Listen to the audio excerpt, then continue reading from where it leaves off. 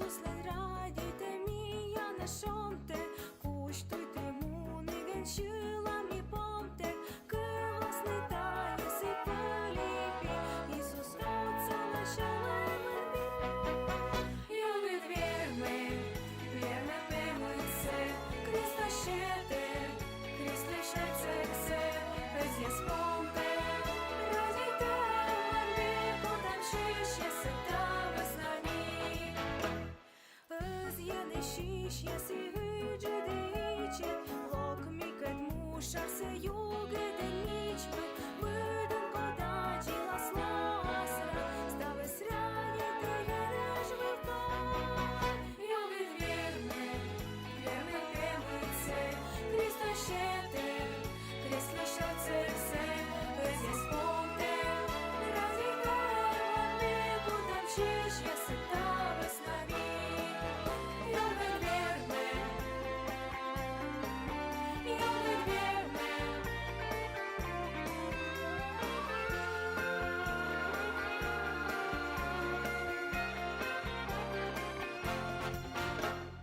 Ordnim juge divaje dhe stëqa, Poftëm lën fakil jas këpë dhe vëqa, Jena zhënmije pishtrat lënavi, Ko mi vuku gjava shlallami. Jo vetë vjerme pemëjtse, Krista shete, Krista shetse, Özjes pomte, radite mërbit, po tam shishje se ta vëznani. Jo vetë vjerme,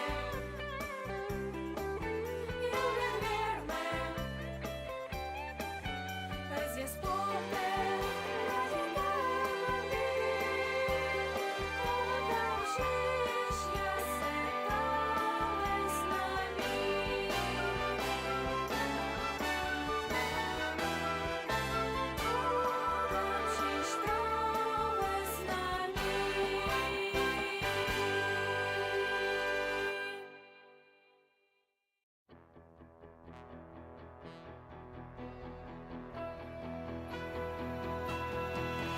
Jo vetë vjerme pemëjtse, Krista shete, Krista shetse, Özjes pomte, radite mërbit, po tam shishje se ta vëznani. Iisusle radite mia nashonte, kushtojte munin qylla mi pomte, kërvasnita jesi pëlipi, Iisus roca na qëllë mërbit. Jo vetë vjerme pemëjtse, Krista shete, Krista shetse, Özjes pomte, radite mërbit, po tam shishje se ta vëznani. Özjene shishje si hygjë dhe iqet, Lok mi këtë mushar se juge dhe niqmet, Mërdën koda gjila slosra, Stave sranje të jene zhvërtar.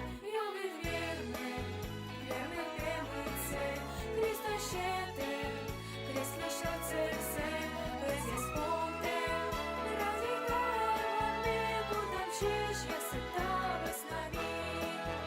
Jo vetë vjerme,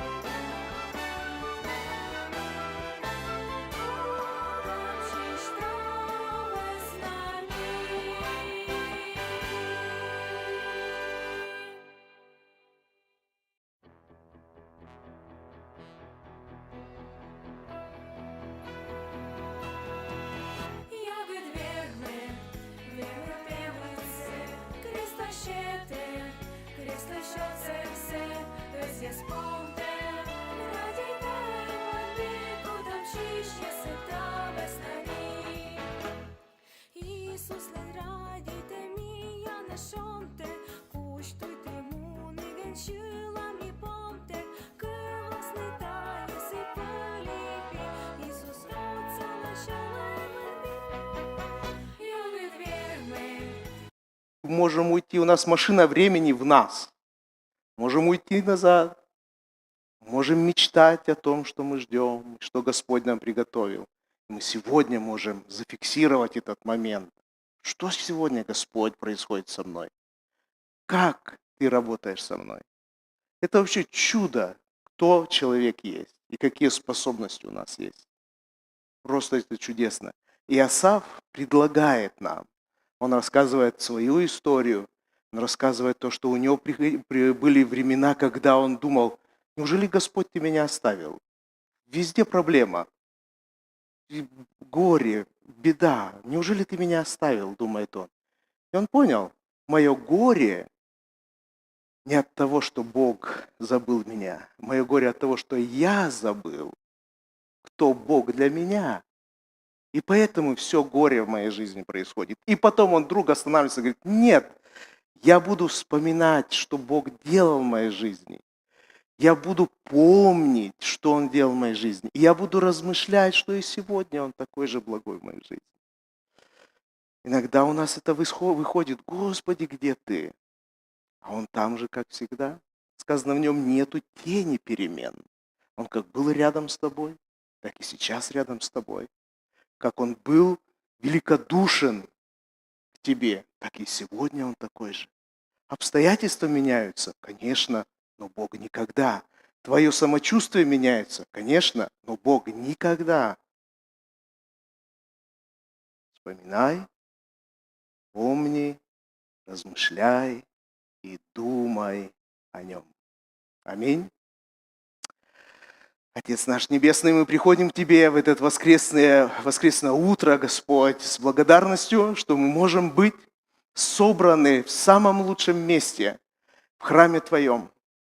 Спасибо Тебе, Господь, что мы среди братьев и сестер, среди Твоих детей.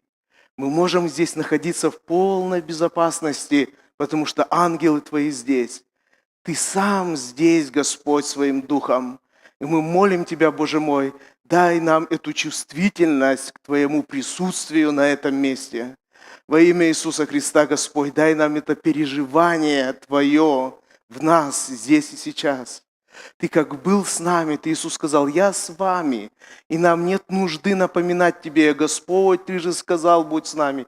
Ты всегда с нами. И мы себе напоминаем, Иисус с нами, Бог с нами, Дух Святой в нас. Мы себе это напоминаем. Спасибо Тебе, что у нас есть для этого все основания. Благодарю Тебя, Господь, Бог мой, что на этом месте мы можем весь наш мыслительный, творческий потенциал направить на то, чтобы думать о Тебе, вспоминать, что Ты делал в нашей жизни, думать о том, как Ты сегодня влияешь на нашу жизнь. Благослови, Господь, сегодня каждого находящегося в храме, смотрящего нас сегодня здесь, и которые будут смотреть в дальнейшем, Господь. Во имя Иисуса, пускай слово, которое здесь будет звучать, касается нас, пускай каждое песнопение прославляет Тебя, Господь, пускай каждая молитва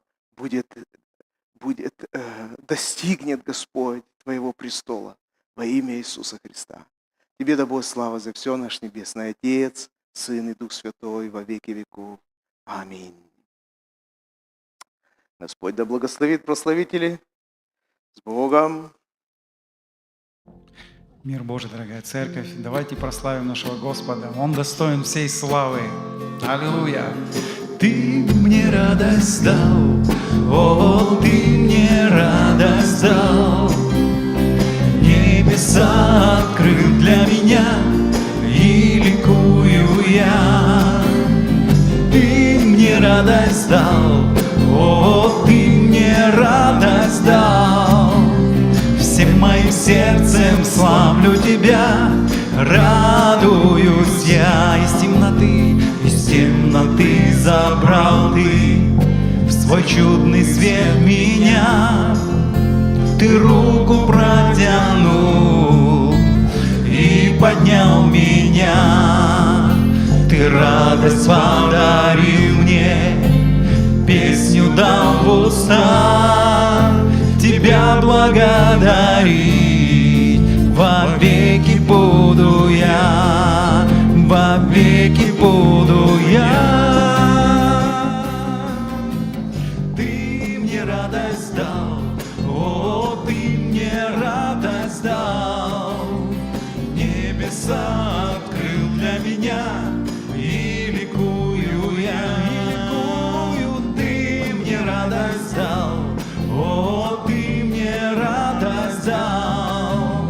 Всем моим сердцем славлю Тебя, радуюсь я. Ты мне радость дал, ты мне радость дал, о, ты мне радость дал. Небеса открыл для меня, и ликую я, и ликую. Ты мне радость дал, о, ты мне радость дал.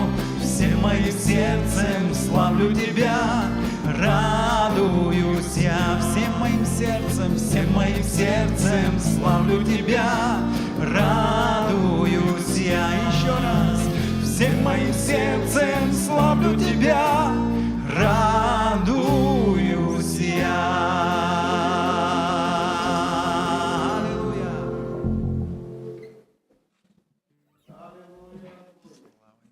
Евангелие от Луки, 6 глава.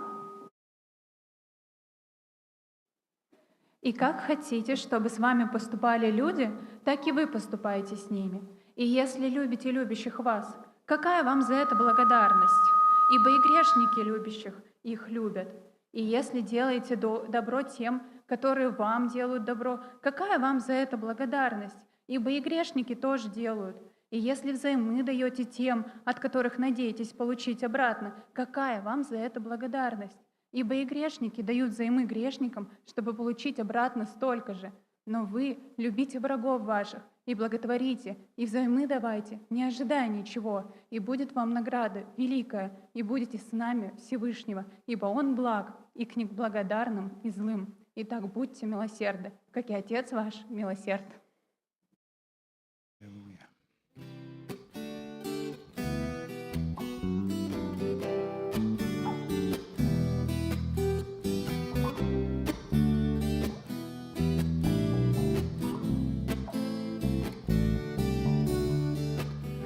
Говорите чаще добрые слова, даже если тяжесть на душе у вас.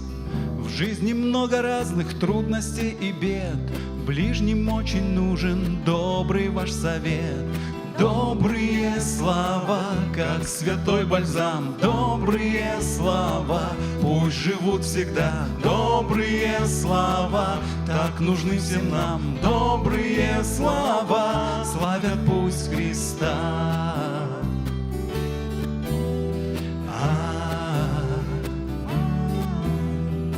Слово доброе утешит, исцелит, на дела благие снова вдохновит. Словом можно ослабевшего поднять, грешным людям путь на небо указать. Добрые слова, как святой бальзам, добрые слова, пусть живут всегда. Добрые слова, так нужны всем нам. Добрые слова, добрые слова, как святой бальзам. Добрые слова, пусть живут всегда. Добрые слова, так нужны всем нам. Добрые слова, славят пусть Христа.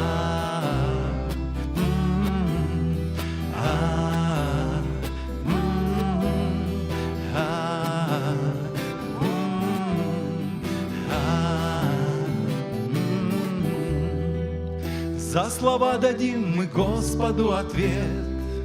Пусть в словах любви сияет вечный свет.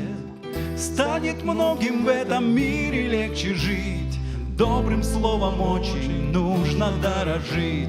Добрые слова, как святой бальзам. Добрые слова, пусть живут всегда. Добрые слова, так нужны всем нам. Добрые слова, добрые слова, как святой бальзам. Добрые слова, пусть живут всегда. Добрые слова, так нужны всем нам. Добрые слова славят пусть Христа.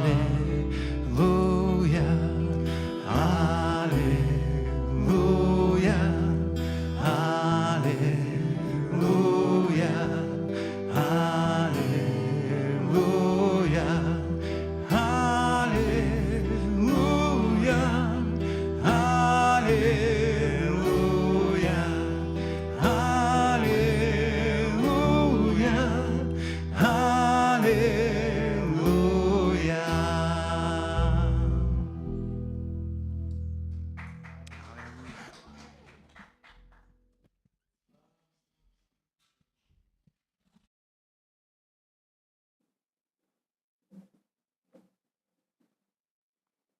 Доброе утро, дорогая церковь. Хочу прочитать вам из Евангелия Матфею, 13 глава, 44 стиха и ниже.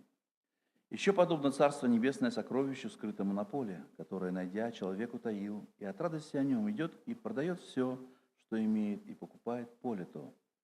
Еще подобно Царство Небесное купцу, ищущему хороших жемчужин, который, найдя одну драгоценную жемчужину, пошел и продал все, что имел, и купил ее. Еще подобно Царство Небесное неводу, закинутому в море, и захватившему рыб всякого рода, который, когда наполнился, вытащили на берег, и, сев, хорошее собрали в сосуды, а худое выбросили вон. Так будет при кончине века. Изыдут ангелы и отделят злых из среды праведных, и ввергнут их в печь огненную. Там будет плач и скрежет зубов». И спросил их Иисус: «Поняли ли вы все это?» Они говорят ему: «Так, Господи».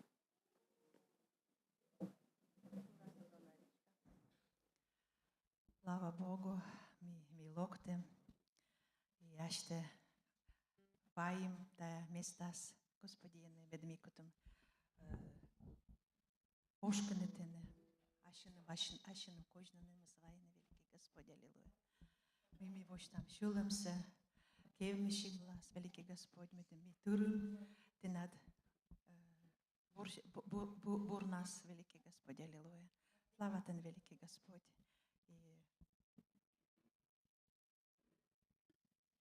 Demian jen, mi kusem, metem te budrazın bir yanı böyle. Şuldum pini, boştun medmian bi, şuldum ya sözüsün, dene prestoldarın, bak bir ve jalo, amin.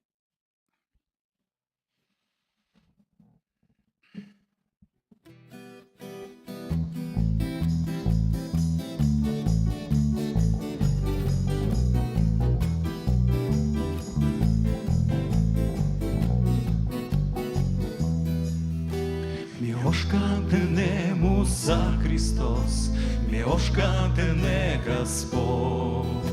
Те кожналын меным бездем се, ошка тене Христос. Ошка тене Христос, аллилуйя, ошка тене Иисус. Ошка тене ен мей, аллилуйя, ошка тене Иисус. Ошка тене Христос, аллилуйя, ошка тене Иисус. Ошка тене ен мей, аллилуйя, ошка тене Иисус. Ен мей те воштин челемес, Христос естеди мен, те вергедин мене аздина, ошка тене ен мей. Ошка тене Христос, аллилуйя, ошка тене Иисус. Ошка тене ен мей, аллилуйя, ошка тене Иисус. Ошка тене Христос, аллилуйя, ошка тене Иисус. Ошка тене ен мей, аллилуйя, ошка тене Иисус. Иисус, Ошкатене, Иисус, аллилуйя, Ошкатене, Иисус, Ошкатене, Емей, аллилуйя, Ошкатене, Иисус, Ошкатене, Христос, аллилуйя, Ошкатене, Иисус, Ошкатене, Емей, аллилуйя, Ошкатене, Иисус, Ошкатене, Христос, аллилуйя, Ошкатене, Иисус, Ошкатене, Емей, аллилуйя, Ошкатене, Иисус, Ошкатене, Иисус, Ошкатене, Иисус. Аллилуйя. Слава тебе, Господь.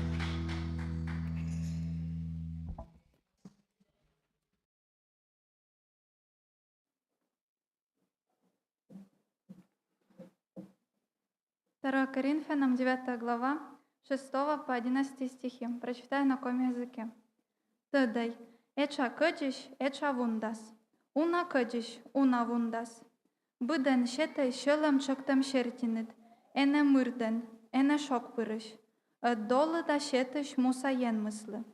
Jen măs vâna ozăr mădnătı yanăs, băt pălă șetăm torjasnas. Медем быт када, да быт торген тыян вылыстав коланаыз. Да нышта навермены двочны быт палас бур учса. Гижадыс вишталы. Сыя лышкы да шеталыс гыльяслы. Сылан вешкі да вычамыс не корозвун.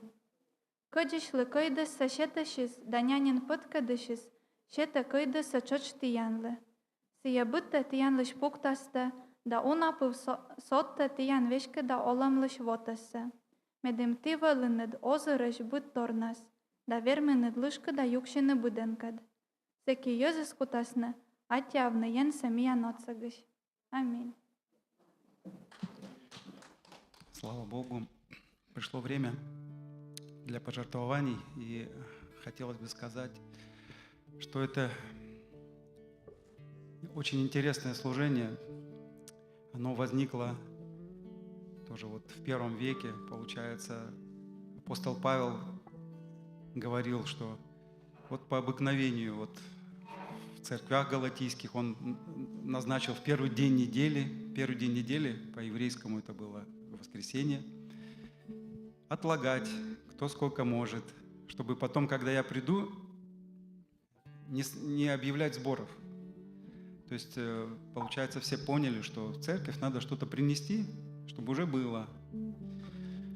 Мы знаем, что в деяниях люди несли что-то, как к ногам апостолов, да, и никто не сомневался в том, что апостолы правильно все разделят между святыми, и куда нужно, на какие-то нужды.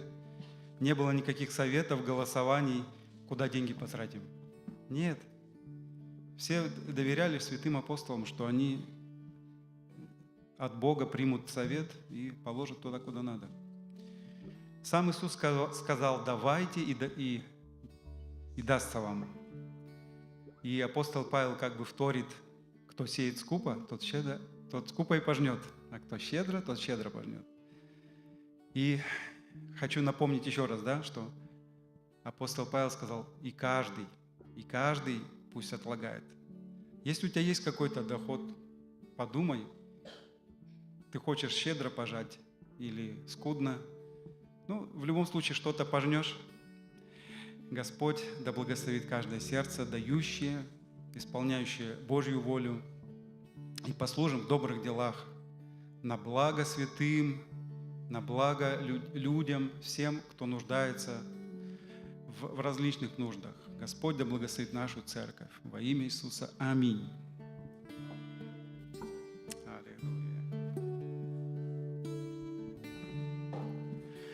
Господь, Ты жизнь моя, Отец и Сын, и Дух Святой. Ты управляешь всей вселенной и землей. Славу свою Ты явил с небес, Спаситель Иисус. свет. Ты в этот мир принес, развеял ночь и тьму. Ты жизнь мою забрал и дал взамен свою.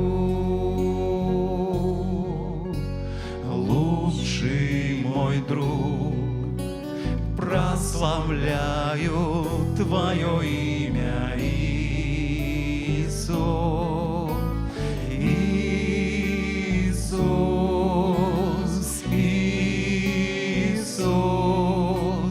будь прославлен, возвеличен на века, Сын Божий Иисус, Иисус, победитель и спаситель наш. Ты придешь на землю яркой утренней звездой, и вдруг увидит каждый образ Твой святой. Прошлое уйдет, все творение славу Анцу вознесет. Иисус, Иисус, будь прославлен, возвеличен на века, Сын Божий Иисус, Иисус, победитель и спаситель наш. Иисус, Иисус,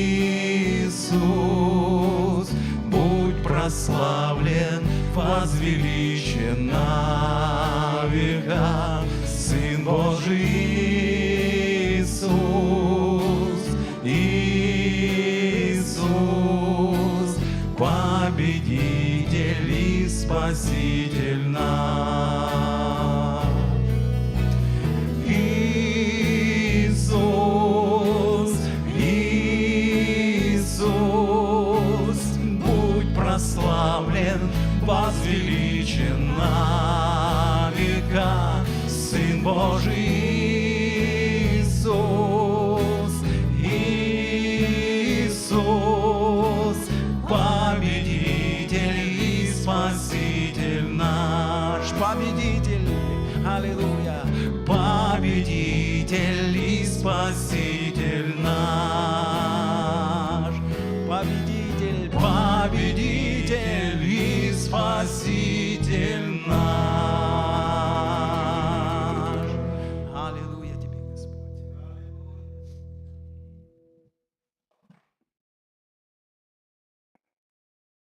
Аллилуйя, аллилуйя.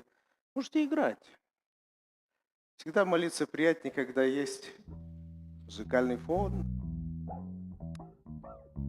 Аллилуйя. Действительно, Господь, будь возвеличен всеми нашими устами, делами, помыслами, Господь. Будь возвеличен.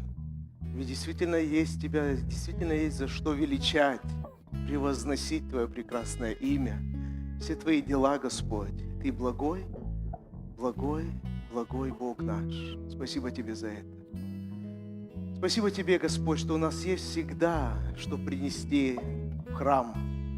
У нас всегда есть, как послужить, Господь, какими приношениями. Спасибо Тебе, Господь, что мы никогда не бываем пустые, с пустыми руками. Ты всегда вкладываешь что-то в нас. Материальное, нематериальное, Господь. Спасибо Тебе за это.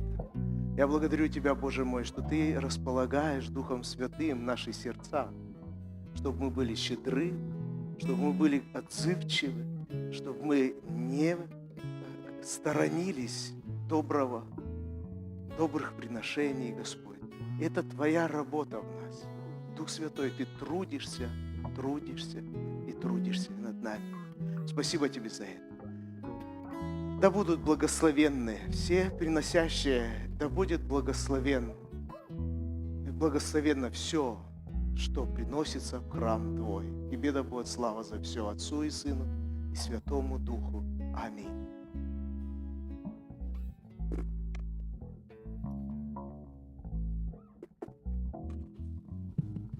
Наши драгоценные дети и подростки, пожалуйста, на сцену.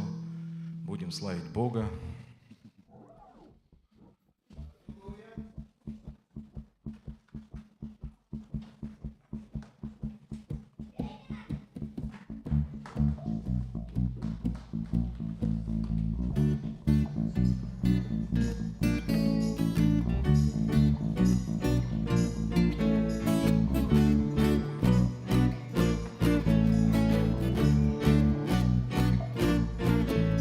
Скрип, скрип, скрип, это страх идет.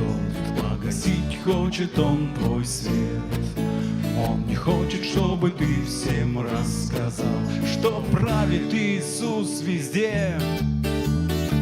Свет зажги свой, о-о-о, свет зажги свой, о-о-о, пусть всегда сияет Иисус в тебе. Свет зажги свой, о-о-о, свет зажги свой, о-о-о, пусть всегда сияет Иисус в тебе.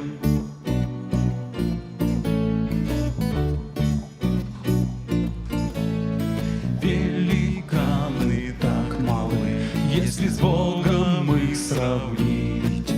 Не бойся встать посреди всей тьмы, изо всех сил хвалу кричи.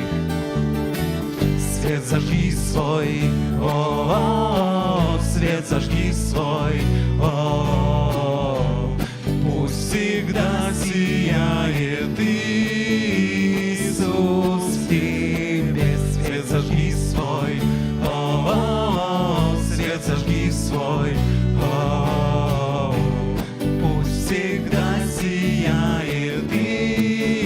Свет зажги свой, свет зажги свой, о-о-о, свет зажги свой, о-о-о, пусть всегда сияет Иисус в тебе. Свет зажги свой, о-о-о, свет зажги свой, о-о-о, пусть всегда сияет Иисус в тебе. Не страшно мне, не страшно мне, во мне Иисус сияет, во мне Иисус сияет. Не страшно тебе, не страшно тебе, в тебе Иисус сияет, в тебе Иисус сияет. Не страшно нам, не страшно нам, в нас Иисус сияет, в нас Иисус сияет. Иисус Господь, Иисус Господь, и свет Его сияет, и свет Его сияет.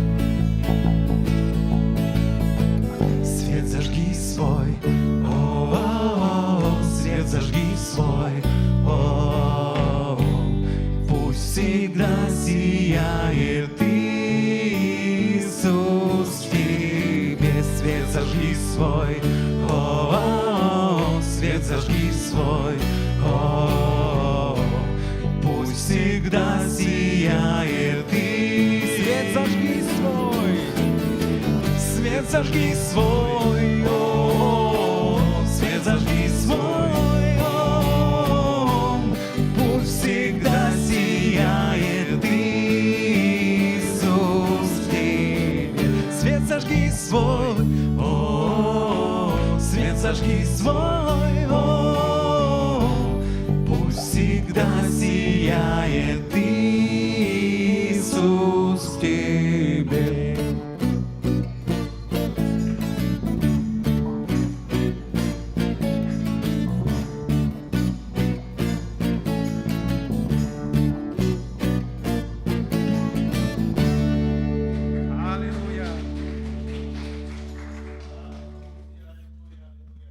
Богу. Слава Богу, слава Богу. Какой свет надо зажечь в себе? Что где-то свечка, где-то зажигалка. Божья зажигалка. Она у тебя есть, Марк? Не знаешь. Как зажечь этот свет? Добротой зажечь, да? Песней можно зажечь. Молитвой. Хорошо, что еще? Все, что горит. Надо зажечь. Аллилуйя. Слава Богу, слава Богу. Есть нет у кого-нибудь Слово Божье, место из Писания? Маша, пожалуйста. Дитя мое, может быть, ты меня не знаешь, но я знаю тебе все. Псалом 138:1. Ничего себе, какой стих выкопала. Ух ты, смотри, молодец. Еще? Все? Марк, что ты хотел? Помолимся тогда, благословим детей наших. Перед молитвой хотел бы сказать, кто не знает, может быть, по какой-то причине. У детей в церкви два варианта. Третьего не дано. Дети у нас в церкви либо же находятся в воскресной школе, либо с родителями в зале. То есть два места. Вот видите, Владимир, он послушный, он с мамкой. Соломон послушный, он тоже с мамкой. Те, которые не с мамками, с папками, то они в воскресной школе. Да? Другого варианта нету. Третьего не дано. Поэтому я думаю, что все вы будете в этом смысле пунктуальны. А сейчас помолимся. Отец наш Небесный, спасибо Тебе, что мы можем быть в храме Твоем. И как для взрослых, так и для детей Ты даешь возможность питаться Твоим Словом, насыщаться. Для взрослых это общее воскресное служение, для детей воскресная школа, Господь. И Ты поставил и служителей, которые заботятся о том, чтобы все были сегодня насыщены Твоим Словом. Ты поставил служителей Слова, Ты поставил служителей воскресных школ. И спасибо Тебе за то, что Ты каждому из них даешь нужный хлеб, чтобы раздавать приходящему к Тебе. Спасибо Тебе за это. Благослови наших детей сегодня, вкушать то, что Ты сегодня приготовил, и благослови нас всех во имя Иисуса Христа. Тебе да будет слава за все Отцу и Сыну и Святому Духу. Аминь. Будьте благословенны. Идите с Богом, не торопясь. Не торопясь. Прославители, спасибо вам. Господь благословит. Давайте поблагодарим прославителей. Слава Богу. Если есть у нас молитвенные нужды, принесите, пожалуйста. И что у нас с именинниками?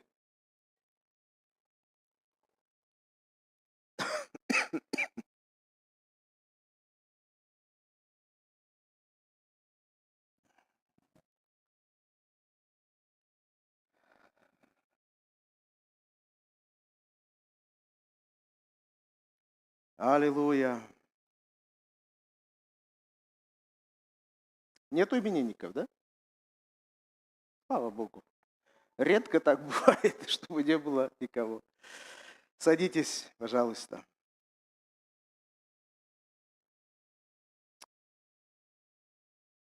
Аллилуйя. Есть нет у кого-то что-то, какое-то свидетельство о прошедшей неделе, что-то Господь, может, сделал доброе. Иван, у тебя есть? Пожалуйста. 2,5. Да. Но Бог вечен. Мир вам, драгоценная церковь. В пятницу я вернулся с далекого севера. Слава Богу, очень рады. Вот, такие вот дела. Бог благ сохранил нас в этом рейсе.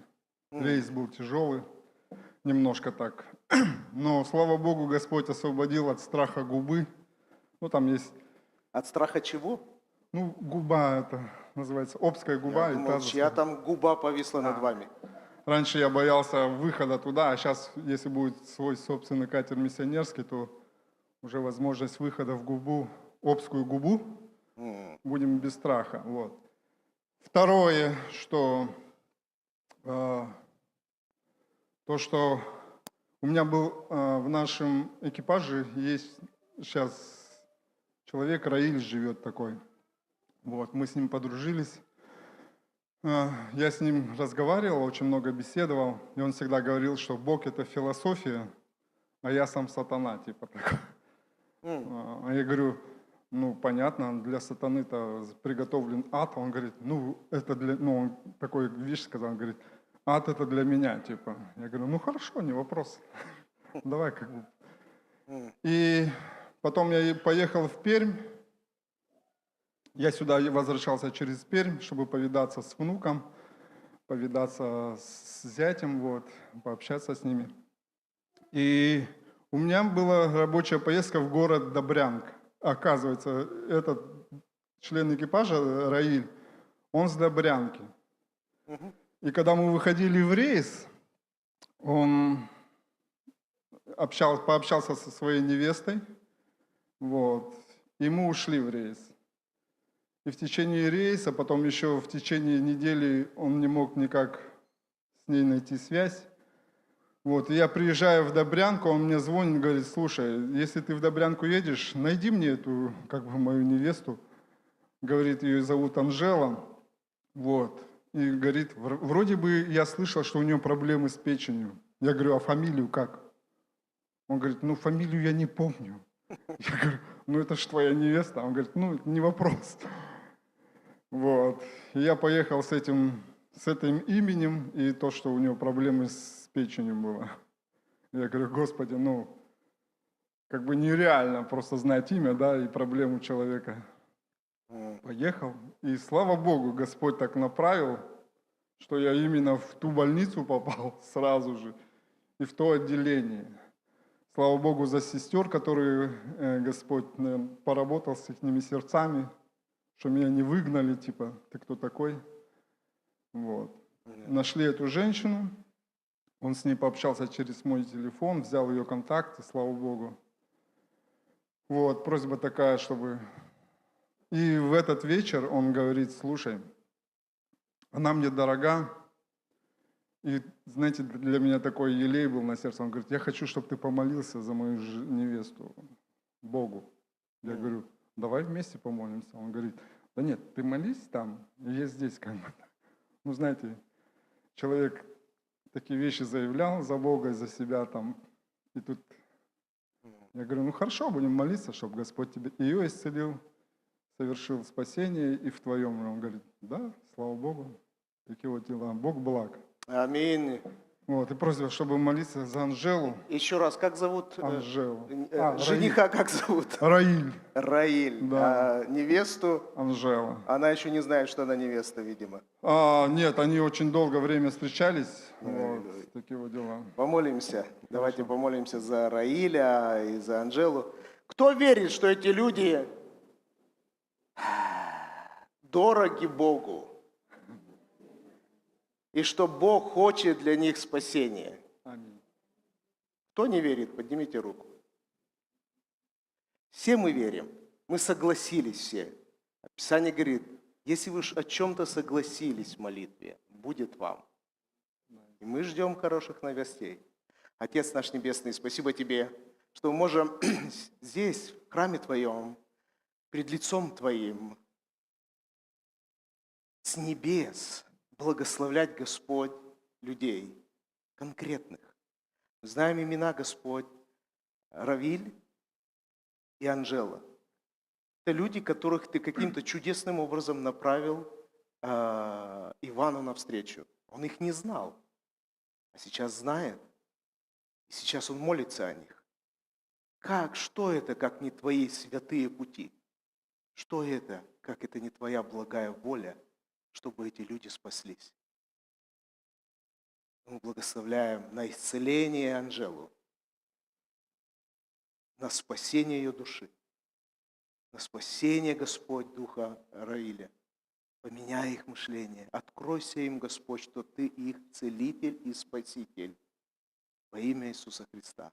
Пускай все, каждое слово, которое они слышали о Тебе, от брата Ивана, пускай оно в них как-то вот соединится с ними, растворится в них, станет их основанием для принятия Тебя. Во имя Иисуса Христа. Молимся Тебе об этом.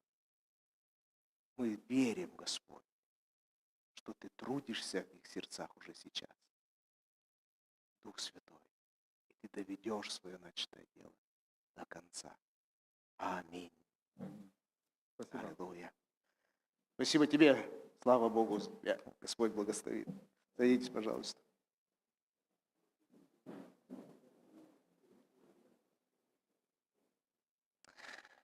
Аллилуйя.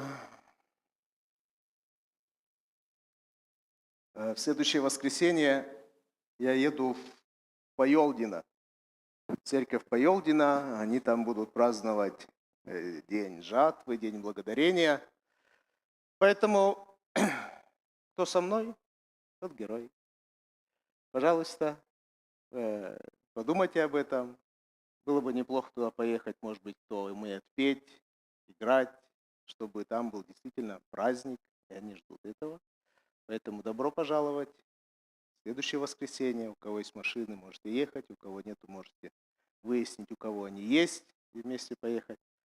То есть мы выезжаем где-то самое позднее отсюда полдевятого утра, в следующее воскресенье. Господь да благословит вас всех. Аминь.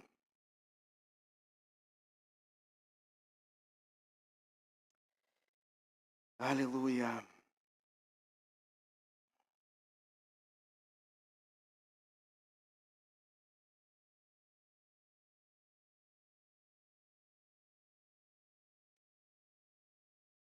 Слава Богу.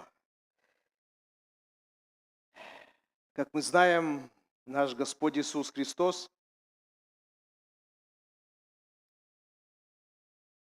небожитель, пришедший с неба, и зная всю нашу немощь, зная, что с нами надо разговаривать на нашем языке. Разговаривал с людьми на простом языке того времени, образами того времени. Мы знаем, что в основном притчи Иисуса очень сильно связаны с аграрной жизнью. Да? Он много говорил о семени, о поле. Сегодня даже мы это читали. О посевной, о жатве. То есть очень много связано с тем, чем же люди жили. А в основном там люди жили, там не было фабрик, там не было заводов, там не было IT-организаций, айтишников не было в то время, если чего. Компьютеров не было. Люди занимались на своей земле. Иисус разговаривал с ними на том языке, который им был понятен. И даже тогда не всегда люди понимали, о чем речь. Иисусу надо было еще разжевать. Поэтому неудивительно, когда иногда мы пытаемся говорить с людьми, то нас не понимают. Потому что мы разговариваем на каком-то небесном языке, который люди обычно говорят: «Ты о чем ты? Говори с нами на нашем языке». Это действительно великий труд от нас, чтобы мы могли говорить с людьми на их языке, на их терминологии. И это вот важно. Иисус знал это, Он мог бы говорить на небесном ангельском языке, но вряд ли бы кто его понял. Он говорил совершенно на простом деревенском языке. Но при этом люди замечали, что он говорит истинную правду, и в его словах есть сила неоспоримая. То есть вопрос не в том, как мы говорим, а вопрос в том, что движет нами, когда мы говорим. Какой источник силы? Тогда, когда мы говорим, что мы хотим, себя показать, либо помочь человеку. И это отличало Иисуса от своих современников, учителей. Сегодня я бы хотел всем вам известную притчу предложить вам и поразмышлять над ней. На нее бесчисленное количество проповедей сказано, в том числе и в нашей церкви. Но в этом и удивительная сила Библии, сила Евангелия, что мы каждый раз читаем как будто снова и снова новую книгу. Итак, 25 глава Евангелия от Матфея. Всем известная притча о 10 девах. Тогда подобно будет Царство Небесное 10 девам, которые, взяв светильники свои, вышли навстречу жениху. Из них 5 было мудрых, 5 неразумных. Неразумные, взяв светильники свои, не взяли с собой масла. Мудрые же вместе со светильниками своими взяли масло в сосуды свои. И как жених замедлил, то задремали все и уснули. Но в полночь раздался крик: «Вот жених идет, выходите навстречу ему». Тогда встали все девы те и поправили светильники свои. Неразумные же сказали мудрым: «Дайте нам вашего масла, потому что светильники наши гаснут». А мудрые отвечали: «Чтобы не случилось недостатка и у нас, и у вас, пойдите лучше к продающим и купите себе». Когда они пошли покупать, пришел жених, и готовые вошли с ним на брачный пир, и двери затворились. На этом остановимся. Аминь. Как я уже сказал, огромное количество толкований, как понимать эту притчу. Кто эти такие 10 дев? Кто это такие 10 девушек? Кто они?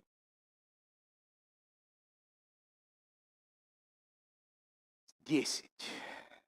Можем ли мы сказать, что это все христиане на земле? Всех времен, всех народов, всех поколений. То есть все христиане. 10. Такое полное число, да? 10. Все они, все христиане. То, что я сегодня буду говорить, это, возможно, не канонический разбор этой притчи. Но очень думаю, что он имеет место быть. И, возможно, нам как-то поможет в каких-то вещах лучше понимать наше состояние и наше положение. Итак, мы условились, что 10 дев – это все христиане, все верующие в Иисуса Христа. И у каждого из них есть светильники. И чтобы светильник горел, там нужно быть, в светильнике должно быть что? Масло. Тогда возникает вопрос, что такое масло? Что такое масло? Чтобы свет горел, светильник горел, огонь был. То есть обычно мы привыкли смотреть на то, что масло – это Дух Святой, помазание, которое в нас есть от Духа Святого. Если он есть, то он горит, если его нет, то он не горит. Это традиционный взгляд, но там много есть вопросов. Может ли быть вообще христианин без Духа Святого? Возможно ли такое? Как он вообще стал христианином? Как он вообще стал верующим человеком, если в нем нет Духа Святого? Это фактически невозможно. Поэтому это возникают вопросы вообще в теологии тогда. Как это так, что масла нет? Итак, масло – это причина того, что светильник может гореть. Правда? Нет масла – нет горения. Есть масло – будет фитиль гореть. Масло критически необходимо, чтобы был свет, чтобы был огонь в нашей жизни. Это необходимость. И Иисус Христос как бы об этом и говорит. Решающее, кто вошел на брачный пир, было в том, было масло или не было масла. И вот разные, как я сказал, уже акценты есть в толковании этого явления как масло.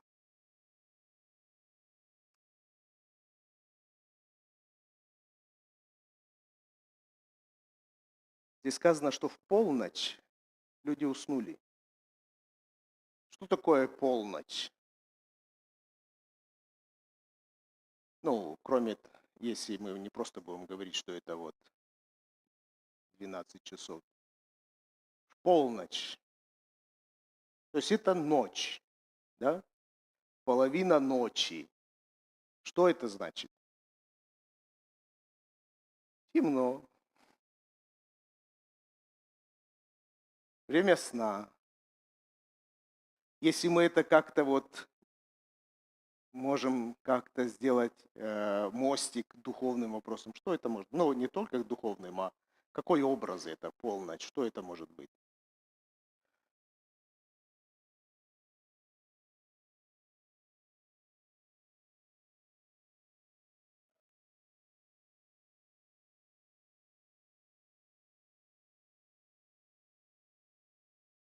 Граница, да? Да, спасибо. Но полночь это как бы самое темное время. Самое темное время. А если мы это перенесем на нашу жизнь, как Асаф говорит, это кошмар, что происходит в моей жизни. Это самое тяжелое время в жизни человека. Какие-то очень тяжелые, самые тяжелые обстоятельства, с чем конкретный человек встречается в жизни. Полночь. Даже еще нету надежды на то, что вот расцветает. Еще не видно никакой зорьки. Все, что вчера было при свете, уже закончилось. На это не можешь ты положиться. И на будущее нету никакой надежды. Нету там Востыма, да? Покойми, заря Востым ведь? Востыма не видно еще. Зари не видно. Полночь, самое тяжелое время. И вот это самое тяжелое время, выясняется, что то, что нужно, необходимо человеку, это масло. Что помогает?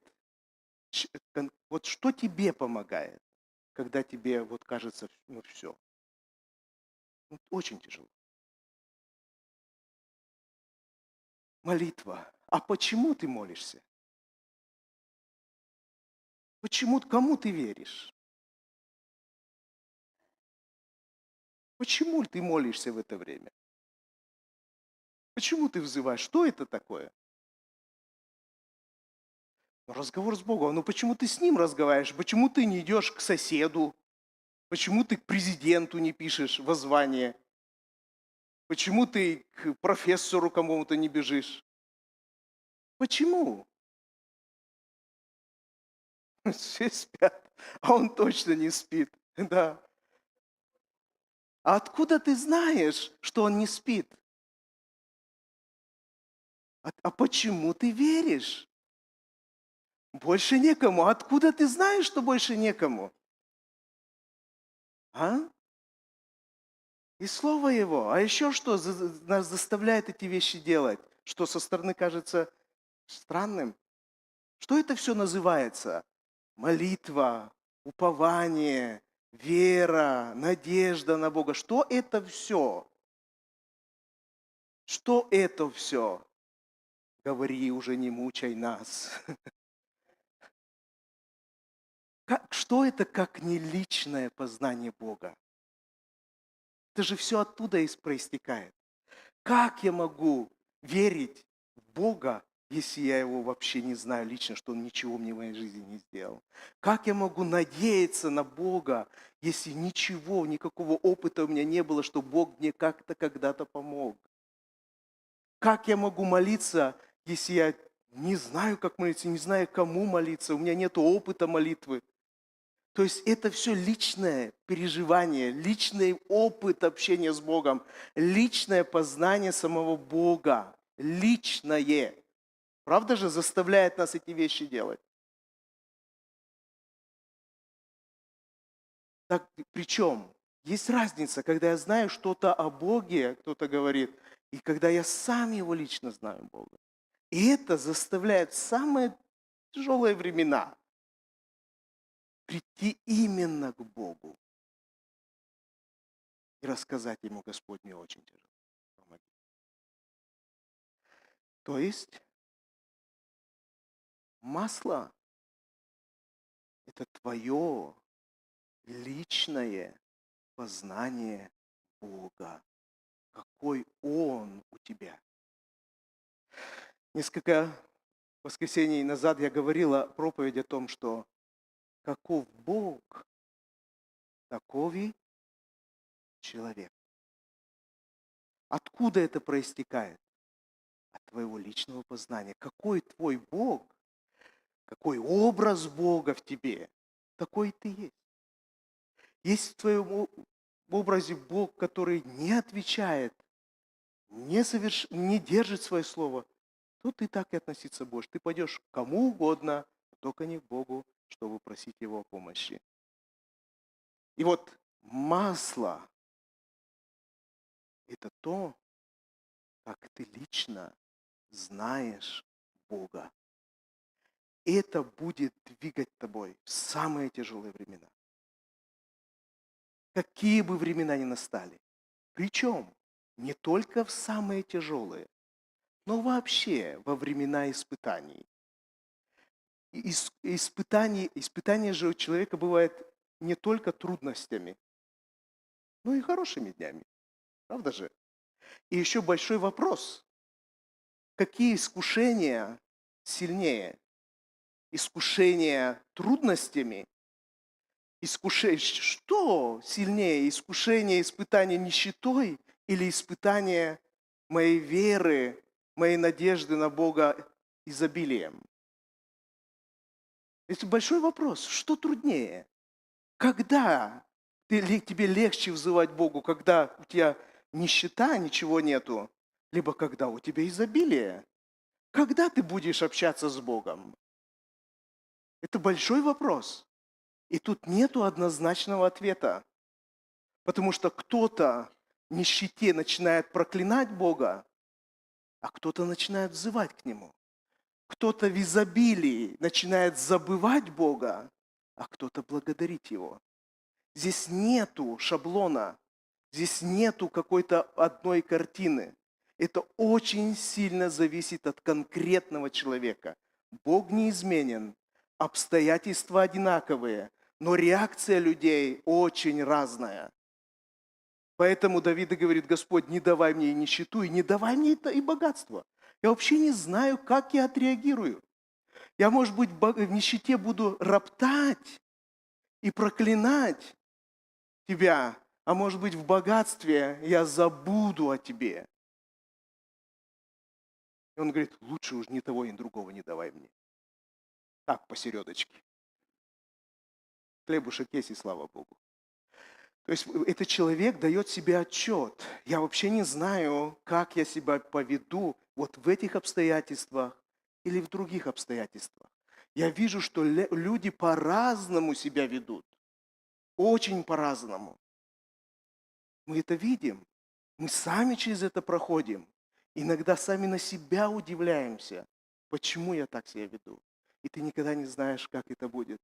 Итак, твое личное, только твое личное познание истинного Бога определит, как ты справишься с полночью в твоей жизни.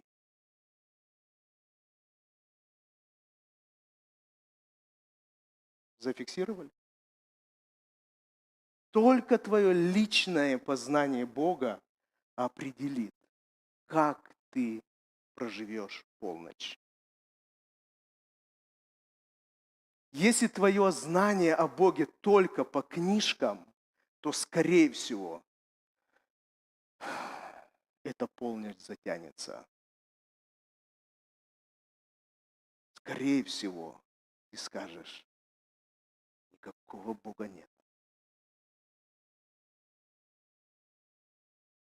Но я думаю, таких здесь нету людей.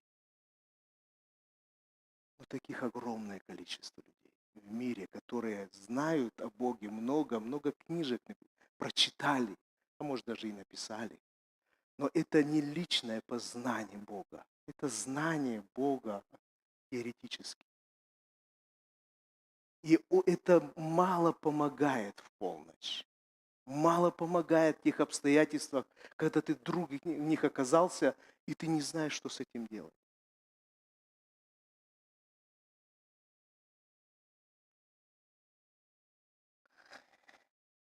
Итак, 10 дев – это все христиане. Масло – это их личное познание Бога. Полночь – это время испытаний твоей веры, твоего упования, твоего доверия Богу.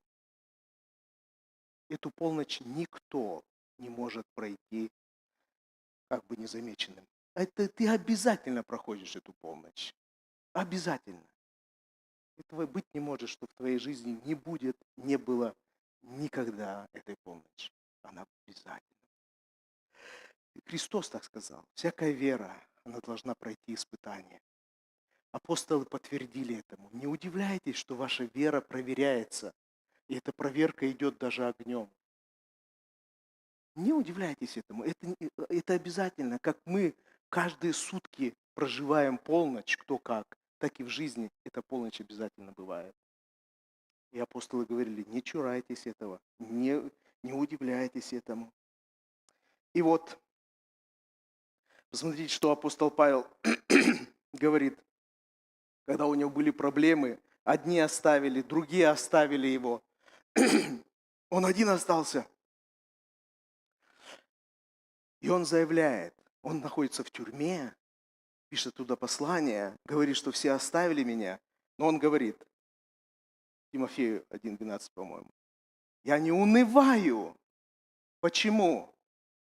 Я не унываю. Почему? Потому что знаю, в кого я уверовал. Понимаете, в самое тяжелое обстоятельство, в которое он оказался, апостол Павел в тюрьме. Его соратники оставили его. Он говорит, есть, наверное, причина поунывать. Я уже не могу ездить, куда хотел. Мои соратники оставили меня. И что мне с этим делать? Он говорит, я не буду унывать. Потому что основа моей веры, основа моего самочувствия не то, что вокруг, а то знание, тот личный опыт познания Христа. Я уверен, я не унываю, потому что знаю, кого я уверовал. Аминь. Апостол Павел четко это говорит. Эта полночь, когда ему наступила, то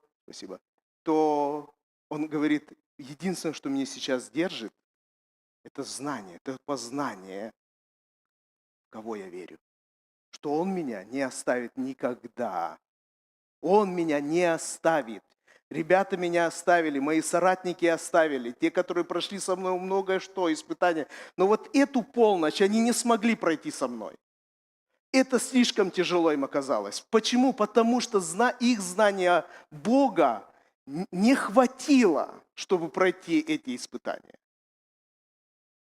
А то откровение, которое я имею о Боге, достаточно мне, чтобы здесь не унывать. Аминь.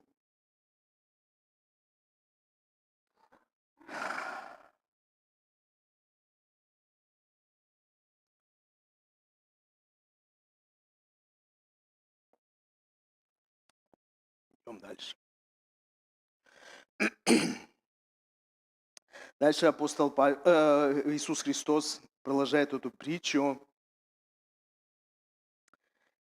и говорит, что у одних масло кончилось, то есть в самый нужный момент этого познания не хватает, а у кого-то они поправили, вспомнили,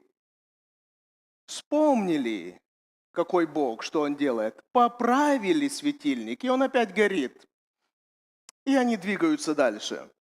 И вот неразумные, что такое неразумное? У тех, которых нету этого опыта, переживания личных отношений с Богом, неразумные говорят: дайте нам вашего масла, дайте нам вашего масла.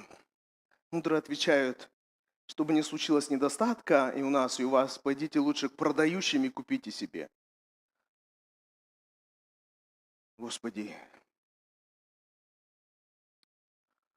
кто это продающие? Кто это те, которые продают масло? Кто это? Где тот рынок? Где-то те продавцы, которые торгуют этим маслом. Независимо, сколько это стоит масло, мы заплатим. Где они, эти продавцы? Эти продавцы всегда рядом. Они всегда рядом. Идите к продавцам.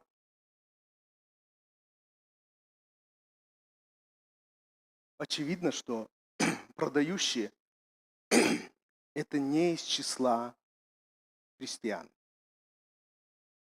Да? Раз вот вся церковь, 10 дев, как образ всей церкви, говорят второй половине: идите и купите. Мы свое не дадим. Значит, мы понимаем, что продающие не из числа церкви.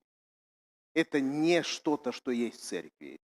Как бы традиционный взгляд на продающих – это то, что, читай Библию, слушай пастора, он тебе масло всегда дольет, слушай хороших людей, они тебе поделятся с тобой с тем маслом, которое у них есть.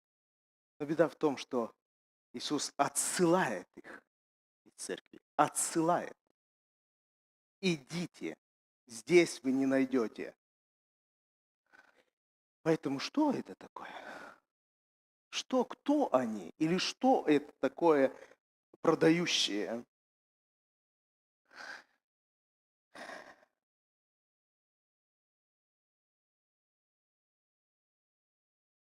Продающие масло, можете записать, это различные жизненные обстоятельства. Только твои личные переживания, и твой путь, те обстоятельства, с чем ты сталкиваешься в жизни, могут добавить тебе лично познание о Боге. Мой опыт никак тебе не поможет в полночь. Днем поможет. Идем вместе, ничего страшного. Но в полночь ты останешься один со своими обстоятельствами жизни. Тебе могут посочувствовать, за тебя могут помолиться. Но что ты будешь делать в эту полночь, зависит только от того, как ты познал Бога и Христа. Лично ты. Опыт твоих братьев, сестер, опыт людей прошлого никак не помогает в это время.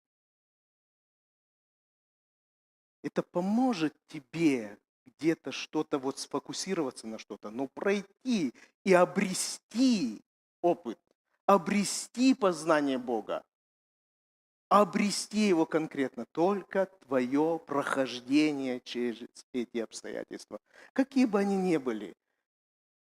Тяжелые, трудные, лишение чего-то, либо наоборот изобилие чего-то.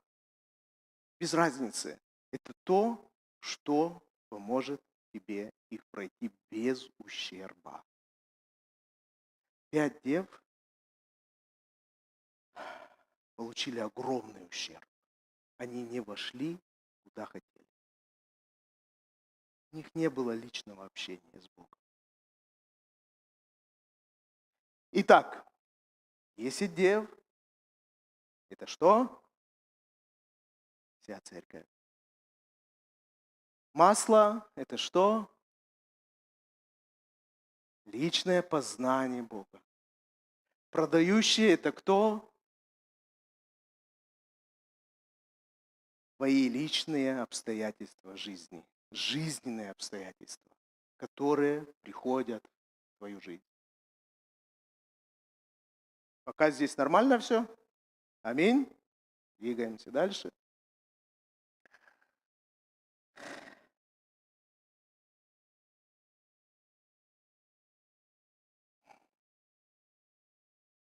Вот эти обстоятельства, с которыми сталкиваемся мы, обычно всегда на нашей стороне, в конечном итоге. Почему? Потому что они помогают нам открыть Бога таким, каким мы его не знали еще вчера. Бог же безграничный, и мы о нем знаем очень-очень-очень мало. Но знания очень мало, мы не можем размазать на всех. У каждого этот опыт знания Бога свой. У апостола Павла был свой, он говорит, я так его знаю, что могу и с вами поделиться, я рассказываю и вам. Но его знания мало нам помогают. Помогают как бы понять, какой Бог есть, но мало помогают, когда мы сталкиваемся с испытаниями. И вот эти испытания помогают нам познать Бога, узнать Бога еще как-то, как раньше мы его не знали. С какой-то стороны. Смотрите, если человек здоровенький, бодренький, ничего у него не болеет, знает ли он Бога как Бога-целителя? Нет же. А человек, который заболел, который встретился с болезнью и пережил исцеляющую силу Бога, он знает, что Бог целитель. Человек, в жизни которого не было большого горя и утраты, он знает Бога лично утешающего. Невозможно. А человек, который пережил реальную утрату, реальную боль, горе утраты, и вдруг приходит утешение Духа Святого. Он познал Бога как Бога утешающего. То, что он вчера еще, он как бы знал, Бог утешает. И мы знаем из Писания, Бог сам говорит, я целитель твой. Но когда ты не пережил в своей жизни исцеления божественного, ты не можешь сказать, Бог мой целитель. Вот из личного переживания и личного опыта, правда же?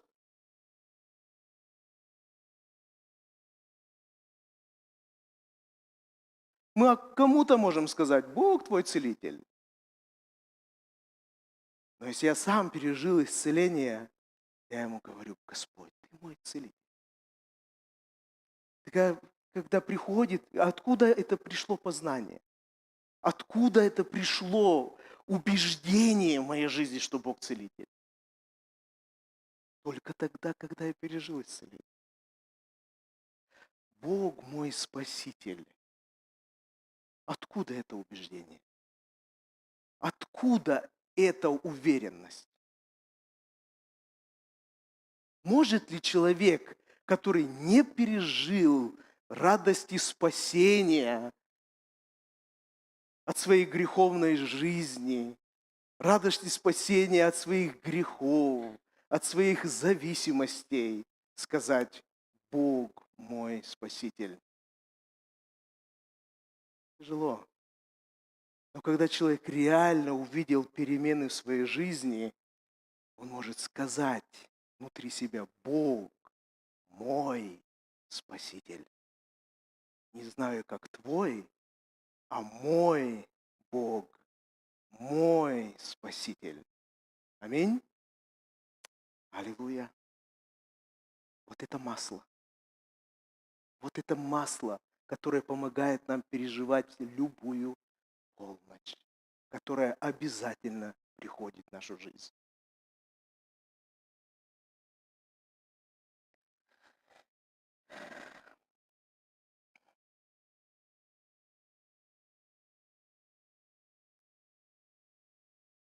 Идите, купите, говорят мудрые. Идите, купите себе. Что значит купить? Это же значит, надо заплатить определенную цену. Правда же? Купить, здесь не сказано, иди получи даром. Есть места Писания, где сказано, мы получаем много даром. А здесь о масле, о личном познании сказано, ты купи его.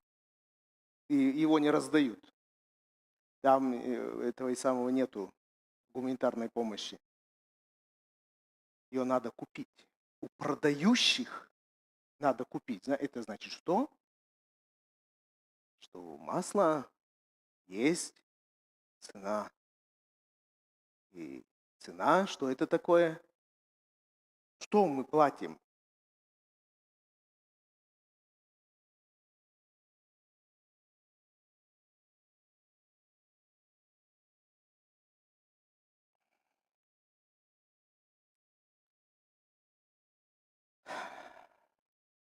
Знаете, когда человек попадает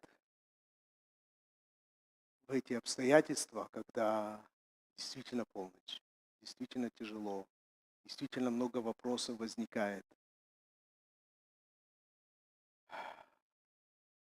то что ему в конечном итоге поможет получить хороший опыт познания Бога?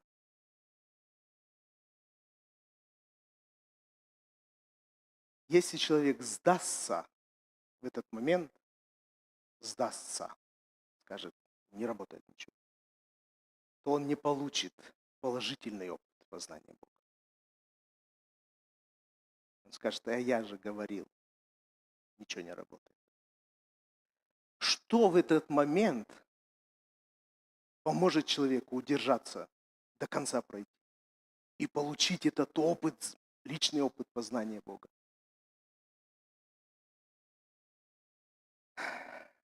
Вера, да, но вот в этот момент это вот продолжающееся упование.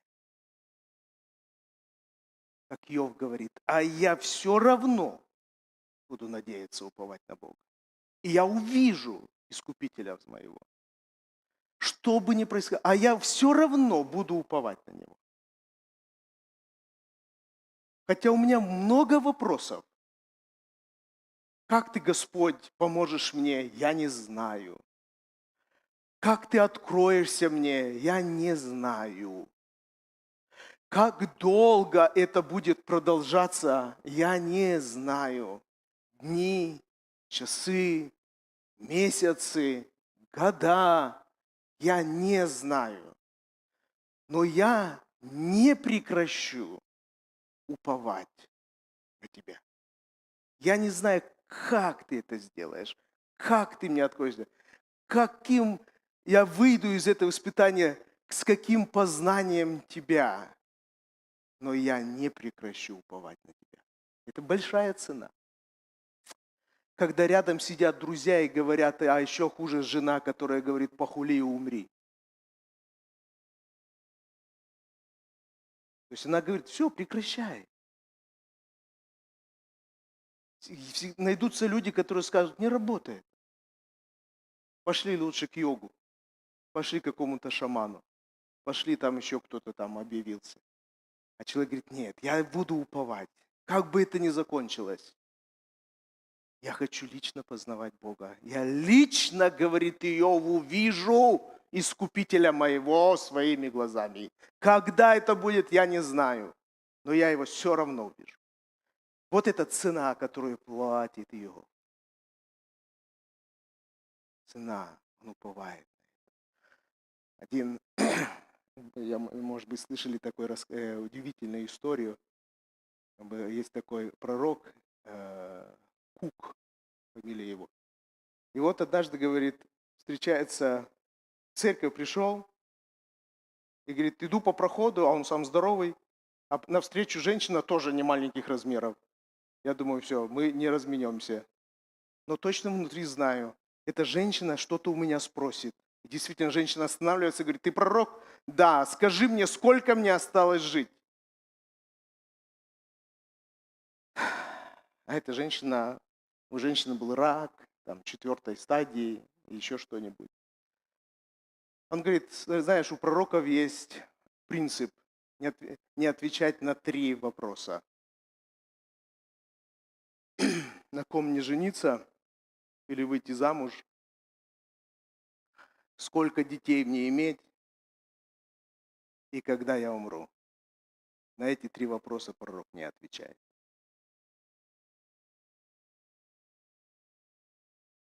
Но я хочу тебе сказать вот что. Молись и спроси у Бога, Господь, как ты мне хочешь открыться здесь, сегодня, в моих обстоятельствах, как раньше ты не мог мне открыться. Он говорит, и Бог ответит, ответит. А как долго молиться? Каждый день молись. И вот она молится, Господь, откройся мне в моих обстоятельствах так, как раньше ты не мог мне открыться. Вот она молится первый день этой молитвой, Бог молчит. Молится второй день, Бог молчит. Молится 3-й день, Бог молчит. И так 16 дней. Она звонит этому пророку, говорит, никаких ответов. Молись дальше. И вот однажды она пошла в супермаркет, в магазин, и там встречает свою давнюю знакомую еще со школы. И у нее там детки бегают.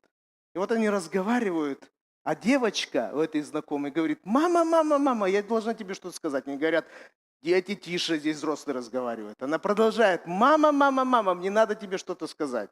Они говорят, да подожди ты еще, сейчас поговорю с тетенькой и потом поговорим. Мама, это именно та женщина, которую я видела во сне.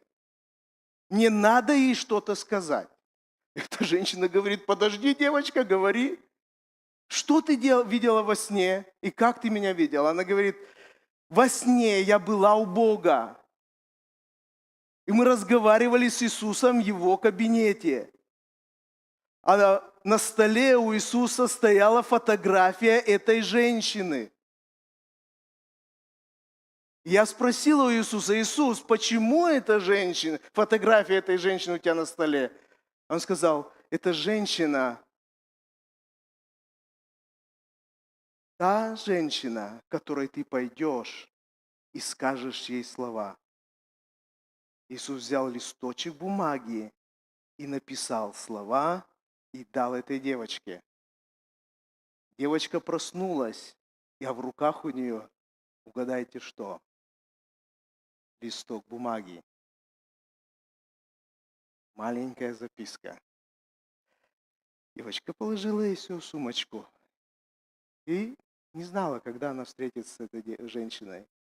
И вот через 16 дней она видит эту женщину и говорит, и вот эту всю историю ее пересказывает. Эта женщина говорит, где та бумажечка?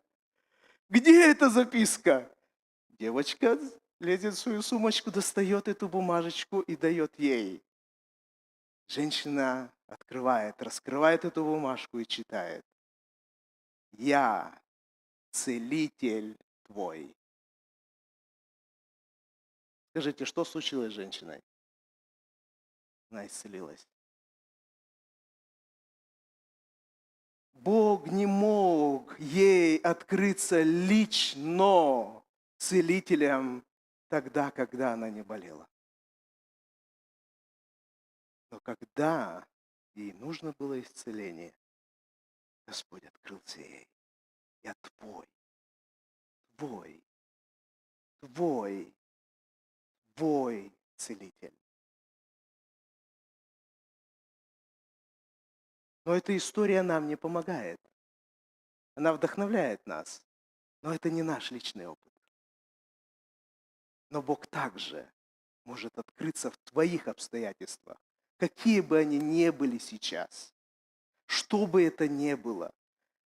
Болезнь, проблемы с родственниками, проблемы на работе, проблемы со здоровьем, проблемы с выбором чего-то в твоей жизни. Скажи: Господь, именно в этих обстоятельствах откройся меня таким, каким ты раньше не мог мне открыться. Молись этой молитвой. Господь, откройся в этих обстоятельствах мне таким, каким раньше ты не мог мне открыться.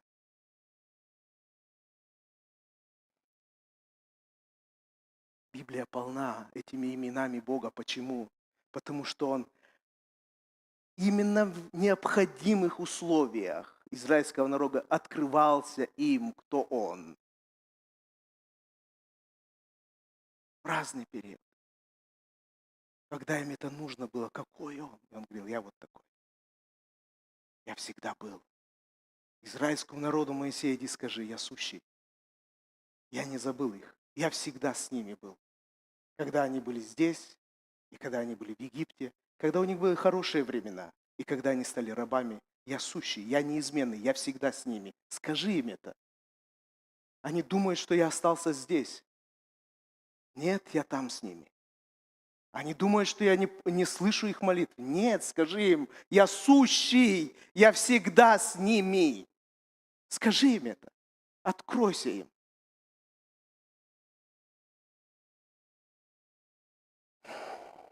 Цена до конца уповать на Бога.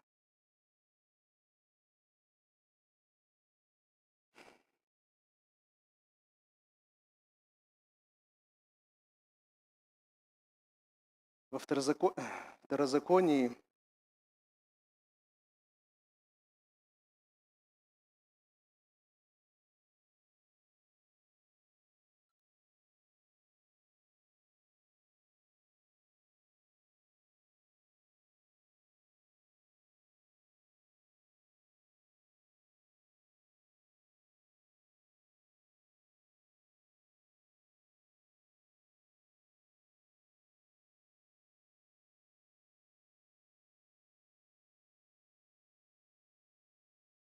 Второзаконии Бог напоминает им, израильскому народу, в каких обстоятельствах они жили, как Господь их вывел. Он говорит: не забывай всех благодеяний, чтобы ты не забыл. Не забывай, что происходило, чтобы ты не забыл, что я тебя не оставлял, что я не забыл тебя. Когда тебе было тяжело, я был с тобой. И когда проблемы твои были, я был с тобой. Но я был также с тобой, когда у тебя одежда твоя не ветшала. 40 лет не ветшала, нога твоя не пухла. Храни заповеди Господа, вспоминай эти хорошие времена. Когда Бог ведет тебя в добрую землю, Второзаконие, это 8 глава, все прочитаю так, вот отрывками читаю, где будет и воды достаточно, реки, озера, долины, не пустыня. Там будет и пшеница, ячмень, лоза виноградная, смоковницы, гранатовые деревья. Я веду тебя, где мед, масличные деревья оливковые. Веду тебя в землю, в которой без скудости будешь есть хлеб твой. Все это есть будет у тебя, насыщать тебя буду. Берегись, чтобы ты не забыл Господа Бога твоего. Берегись, когда тебе все хорошо у тебя будет, вообще избыток будет. Берегись, чтобы ты не забыл. То есть Бог тогда еще напоминал, человек может забыть Бога, когда у него плохо все. Он также может забыть Бога, когда все хорошо у него. Человек может начинать роптать на Бога, когда у него очень плохо. И забыть поблагодарить Бога, когда у него все хорошо. И сказать: это все дела рук моих. Это все я. Это все я. То есть эти обстоятельства, вот когда у тебя хорошо, скажи Богу: Господь, когда у меня, спасибо тебе, у меня все отлично. Спасибо тебе, супруга, дети, работа, холодильник полный, машина есть, дача есть, дом есть, все есть, церковь есть, я спасен. Господь, в это время откройся мне таким, каким ты раньше не мог открыться мне, когда у меня этого ничего не было. Скажи это Богу. Ты видишь, что у тебя все четко, все хорошо. И когда проблемы, не начинай кричать: Господи, когда они закончатся? Вот сейчас мы все говорим: Господи, когда закончится эта война? Пускай наши мужчины, отцы, дети, сыновья не идут туда, куда они их ведут. Господь, останови. Ну, хорошая молитва. Но еще лучше молитва: Господь, откройся нам в этих обстоятельствах таким, каким ты раньше не мог нам открыться.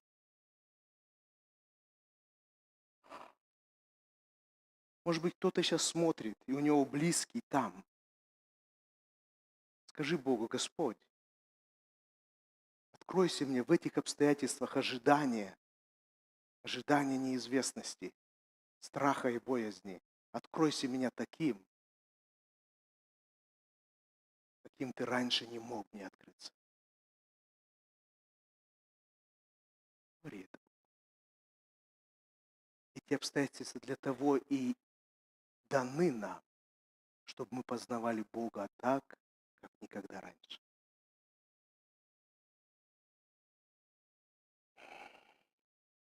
Не надо кричать слава ни тем, ни другим, за кого-то топить, а кого-то унижать.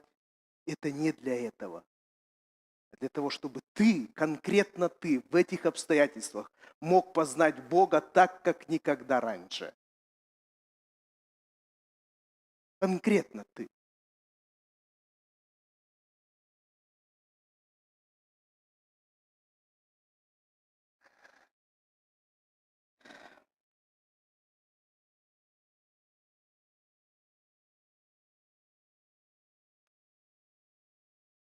Но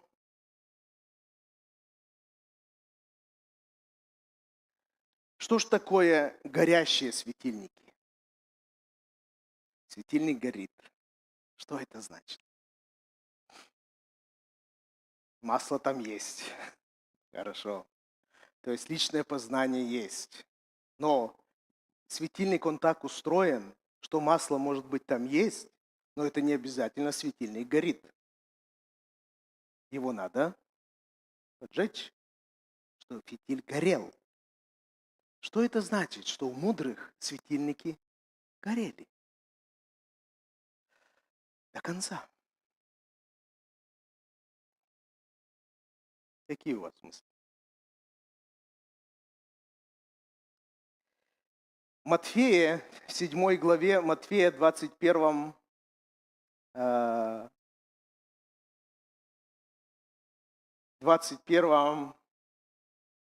стихе Матфея 7 главы Господь говорит такие слова: «Не всякий, кто говорит мне: Господи, Господи, войдет в небесное царство, но лишь тот, кто исполняет волю моего небесного Отца».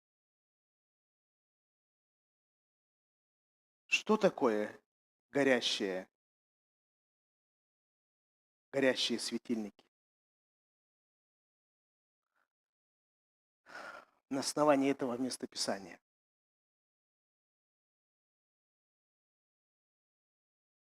Это желание исполнить волю Отца при любых обстоятельствах. Яркий пример, безусловный пример – это Христос, который говорит: Господи, если возможно, удали эту чашу. Но дальше Он говорит: но да не будет моя воля, а Твоя. Я пришел исполнить Твою волю. Вот горение, вот Иисус здесь говорит: Недостаточно говорить Господи, Господи. Но вот на этот пир, в который вошли 5 мудрых и не вошли 5 неразумных. Вот это Царство Божье, да, он говорит, войдут кто? Исполняющие волю мою. И вот апостолы много об этом писали. Как это исполняется? Какая воля? Есть ли какая-то универсальная воля? Нету. Твоя жизнь, твоей жизни. Как исполняется воля Божья? Ты говоришь, Господи, да побыстрее бы все эти вещи закончились. Да побыстрее эти дни бы закончились. Либо ты говоришь, Господь, эти времена не просто так пришли в мою жизнь. Ты испытываешь меня и желаешь, чтобы в моей жизни исполнилась Твоя воля, Твои желания. И вот это желание исполнить волю Божью. Так и сказано, когда Иисус приходит в мир, там сказано, я желаю исполнить Твою волю, Боже. Я желаю исполнить Твою волю. Вот это желание, страстное желание, Господь, я не знаю это зачем. Я не знаю, почему эта полночь пришла в мою жизнь. Вот в этом виде. Бедность, либо в изобилии, или в каком-то испытании моей жизни пришли испытания. Я не знаю. Но, во-первых, я все равно буду уповать на Тебя. И, во-вторых, Господь, для чего же Ты это допустил в мою жизнь? Так пускай же исполнится Твое желание, Твоя воля через меня в этих обстоятельствах. То есть это о чем говорит? Это готовность ко всему, что угодно. Готовность пожертвовать. Огонь, жертва, огонь. Это же все вместе, правда же? Это готовность исполнять. Я не знаю, как это будет. Нету какого-то вот конкретного слова, в этом Твоя воля. Я не знаю. Вот я, вот обстоятельства, мое упование на Тебя, мое желание, Господь, исполнить то, что Ты хочешь через меня исполнить в этих обстоятельствах. Вот оно, это вот горение, готовность исполнить, желание исполнить. Господи Боже мой, пускай Ты меня пронесет. Все, что угодно, только не это. Господи, да побыстрее бы этот прыщик прошел. Да побыстрее бы эти дни прошли. Господи, зима бы, надоела уже, побыстрее бы она закончилась. Лето хочу, Черное море хочу, еще куда-то слетать. Господи, дай мне это. А для чего зима в твоей жизни? Чтобы ты томился? Или же сказал, Господи, дай мне прожить эту землю, исполняя Твою волю. Ну, я так утрирую уже. Либо мы бегом от всего, побыстрее бы это закончилось, и говорим, Господь, я здесь. Для чего, не знаю. Чем кончится, не знаю. Как долго, не знаю. Я здесь, обстоятельства со мной, Ты со мной. Я хочу, Господь, чтобы Твое желание, Твоя воля проявилась через меня. Может быть, это для того, чтобы изменились обстоятельства. Может быть, для того, чтобы помочь кому-то, кто рядом со мной. Не знаю.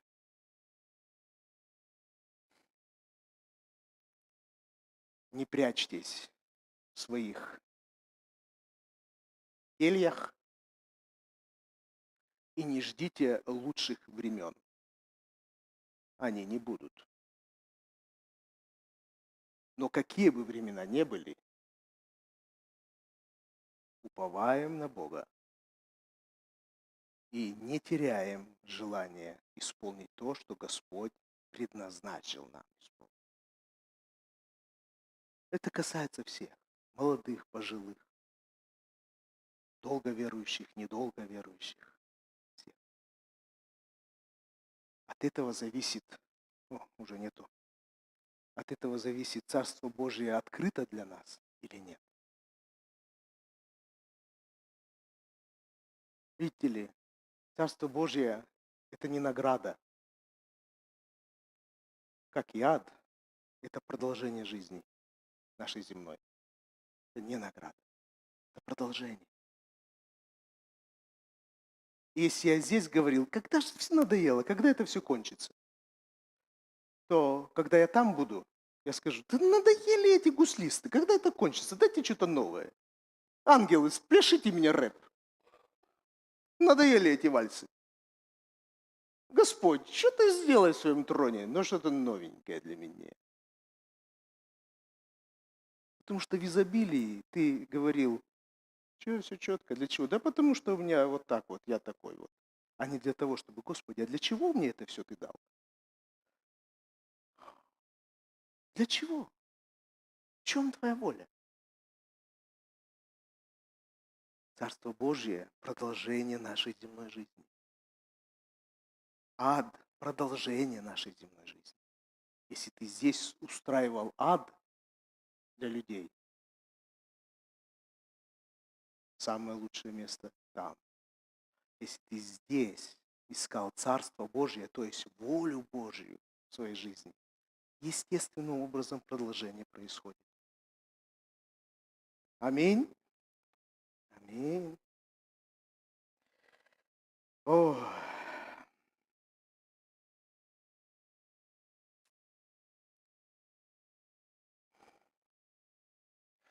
Иеремия, пророк, однажды высказал такую мысль, Господь ему это сказал.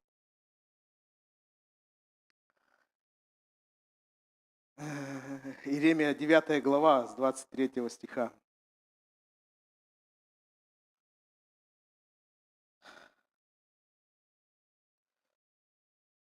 Так говорит Господь. Пусть мудрец не хвалится мудростью. Ой, какой я мудрый. Как сильно я потрудился. Сильный пусть не хвалится чем? Силой. Не хвалится. Богатый пусть не хвалится чем? Богатством. Но пусть тот, кто хвалится чем? Хвалится тем, что понимает и знает меня. Тем, что я Господь, творящий милость, правосудие, праведность на земле. Потому что это мне угодно, возвещает Господь. Чему? Что? В чем Божья воля? В чем Божья воля? Чтобы ты хвалился, все у тебя классно? Чтобы ты хвалился, как ты что-то там превозмог? Потому что ты сильный? Может, ты хвалишься, потому что ты богат, кому-то что-то помог? Говорит, это не воля Божья. Я тебе дал богатство не для этого. Я тебе дал мудрость не для этого. Я силу тебе дал не для этого. А для чего? Чтобы через все эти вещи, мудрость, знание, силу, ты познавал меня и мою волю. В этих обстоятельствах познавал и сказал, Господи, какой я богатый, я знаю Тебя. Это личное познание. Опять оно здесь вылазит.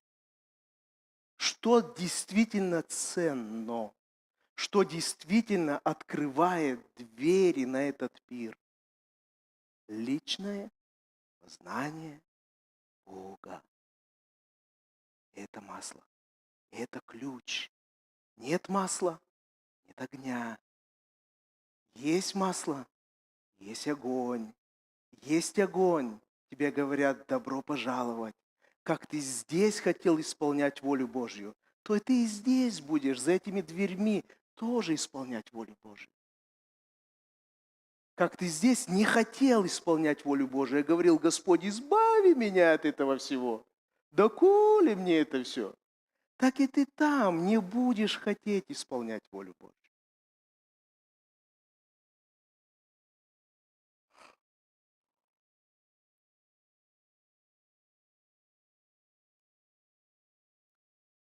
Я знаю, в кого я уверовал, говорит Павел.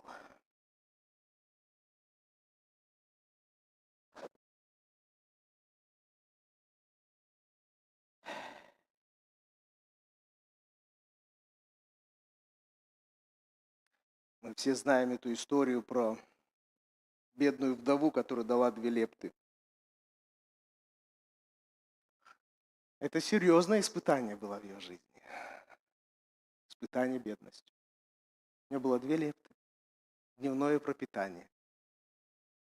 И она приходит в храм, стоит казна, рядом сидит Иисус, наблюдает, кто как несет. Женщина, бедная сказано, в возрасте сказано, скорее всего, вдова, приносит 2 лепты, 2 копейки. Но этого было бы достаточно ей, чтобы сегодня покушать. Но она последняя приносит казну. Иисус говорит, она больше всего отдала. Все. Скажите, это было испытание ее веры? Она проявила упование до конца. Я сегодня, возможно, не поем. Может быть, даже и до завтра ничего у меня не будет завтра. Но я уповаю на Бога, который меня не забыл, который заботится, который накормит. Я отдам то, что велит мое сердце. Я отдам это все. Она исполнила волю Божью в своей жизни. В своей жизни. Да. Она уповала до конца. Да. Ей Царство Небесное открылось. Конечно. Сам Иисус записал ее в книгу жизни на все времена. А это было серьезное испытание. Как часто у нас это происходит, испытание? Вот ты здесь сидишь, надо принести пожертвования, и ты думаешь, что, сколько, как? Торговля начинается. Она все. То есть это вот эти моменты, они не для того, чтобы их афишировать. Эти моменты не для того, чтобы громко о них говорить. Эти моменты, чтобы о них не кричать, не трубить. Эти моменты личного прохождения обстоятельств с тобой здесь и сейчас, чтобы познавать Бога. Господь, я хочу Тебя узнать, Бога, который обеспечиваешь меня, невзирая на то, что у меня в кармане, сколько у меня в кармане. Я хочу узнать Тебя, Бога, обеспечителя. Аминь. Что нам важнее, узнать Бога, обеспечителя, либо иметь спокойствие, когда у тебя здесь лежит купюра, или в банковском счету, или еще где-то? Что важнее? Ну, то и другое хорошо. Но знать Бога конкретно моего, Он мой обеспечитель, очень важно. Ну, это просто откровение. Когда вообще ничто тебя не будет удерживать в твоем великодушии, в твоей открытости, в твоей жертвенности, в твоем, что ты благословляешь. Вообще ничего, ты точно знаешь. Мой Бог, Бог обеспечитель. Я это лично знаю. Аминь. Нас многие вещи останавливают, добрые вещи, потому что мы не знаем Бога, какой Он. Я это сделаю, а потом сам чего, как, где. Вот апостолы, вернее, вот то, что Алексей сегодня говорил о первых христианах, которые могли принести все к ногам, да? Они переживали Бога, который заботится о них. Они это пережили, поэтому они приносили и ложили. А Анания с Сафирой не пережили. У них не было этого личного опыта познания Бога обеспечителя. Они сказали, да, конечно, Варнаву-то Бог обеспечивает, а я все-таки отложу на черный день. И Господь говорит, ну почему ты не уповаешь на нас, на меня? вы вдвоем. Вы упускаете шанс познать меня с еще одной стороны. Да? Аллилуйя, все, заканчиваю. Итак, Бога можно познать. У нас есть, каким Богом можно познавать? Искупитель.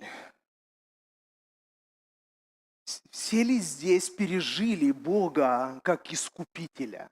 Бог мой искупитель. Он выкупил меня из рабства дьявола, из рабства греха. Он избавил меня от этого. Бог мой искупитель. Бог мой спаситель. Бог мой целитель. Это не обязательно, что все это пережили. Но эта возможность есть. Какая? Полночь наступит. Болезнь придет. Чтобы сдаться болезни? Нет. А для чего? Чтобы познать Бога, Его волю. Горе придет. Бог мой утешитель. Почему это горе пришло? Чтобы познать Бога. Бог мой утешитель. Что-то ты потерял, чего-то лишился самого дорогого. Бог тот, который восполняет всякую нужду. Эти вещи надо лично познавать. Лично. А как? Через обстоятельства. Аминь. Аминь, аллилуйя. Я вижу, так хорошо к вам входит это все.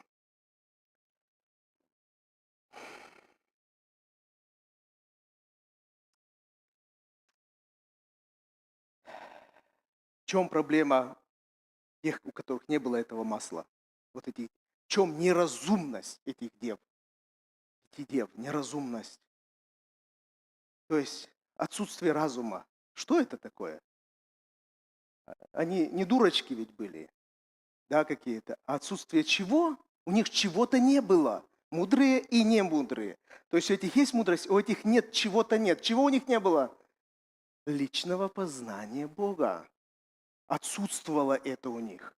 Они ехали на багаже, хотели въехать на багаже чужого опыта общения с Богом. У вас есть? Поделись с нами, и мы въедем. Они говорят, невозможно личным опытом поделиться. Ну никак. Это ты сам проходишь. И что происходит тогда, когда у человека нет личного познания Бога? Нету этого опыта, нету откровения. Вот Бог целитель, Бог утешитель, Бог искупитель, Бог спаситель и так все остальное. Что происходит? Человек ломается. Просто ломается, когда приходит полночь. Он не знает этого опыта. Асав говорит, вспоминай в твоей жизни, что делал Бог. Вспоминай его дело. А у них нету этого личного опыта. Вспоминать нечего, помнить нечего, размышлять не о чем. Нету этого личного опыта. И человек ломается под этим гнетом полночи, гнетом обстоятельств, гнетом лишения, горя или еще что-то. Либо наоборот, все хорошо, все классно, на этом багаже я дальше поеду. Человек ломается. Не знает, с этим делать. Трагедия неразумных дев. Они сломались от тяжести испытаний. Они хотели, когда же это закончится? Ой, когда же это полночь закончится? То есть их мысли были не то, Господи, в эту полночь я хочу познать, мы хотим познать Тебя и пережить Твое присутствие в нашей жизни. Мы не прекратим уповать, сколько бы это ни длилась ночь, сколько бы ни длилась эта полночь. Нету этого. И когда они пришли, там не сказано, что они купили. Просто пришли, но двери были закрыты. Они так и не обрели личный опыт. Так и не обрели. Поэтому что они услышали? Я вас не знаю. Голос оттуда сказал. У нас не было личного опыта. Вы меня не знаете. Соответственно, я не знаю. Так и не родился этот опыт. Куда ходили? Зачем ходили? Опять пришли без этого опыта. Мы так и не познакомились. Все те обстоятельства, которые я вам посылал, чтобы познакомиться, вы так и не поняли, что это для того, чтобы быть знакомым со мной. Хотели избежать этого всего побыстрее. Аллилуйя. Как кто-то сказал, если есть лоб, то будут и шишки. А шишки это что? Шишки это познание. Познание. То есть без этого никак. Набивайте шишки. Аллилуйя. Итак, в любых обстоятельствах цена, продолжаем уповать на Бога. И покупаем, то есть не избегаем этих обстоятельств, а приобретаем познание Бога в этих обстоятельствах.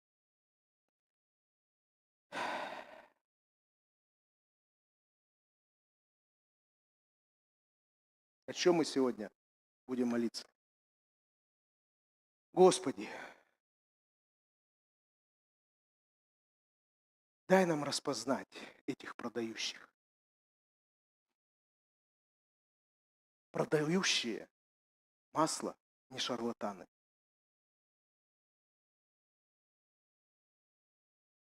Обстоятельства, которые приходят, они не случайны. Продающих не надо избегать. Обстоятельства не нужно сторониться. У продающих что-то есть очень важное для тебя. Приобрети у них масло. Приобрети у них личный опыт познания Бога. Не чурайся обстоятельств. Они были и будут еще сложнее. Но переверни эти обстоятельства себе в плюс. Это то, что делает всегда Бог. Он обстоятельства негативные, он, как помните, Иосиф сказал братьям, когда они испугались, отец умер, сейчас Иосиф будет мстить, они гонцов отправляют, сами приходят.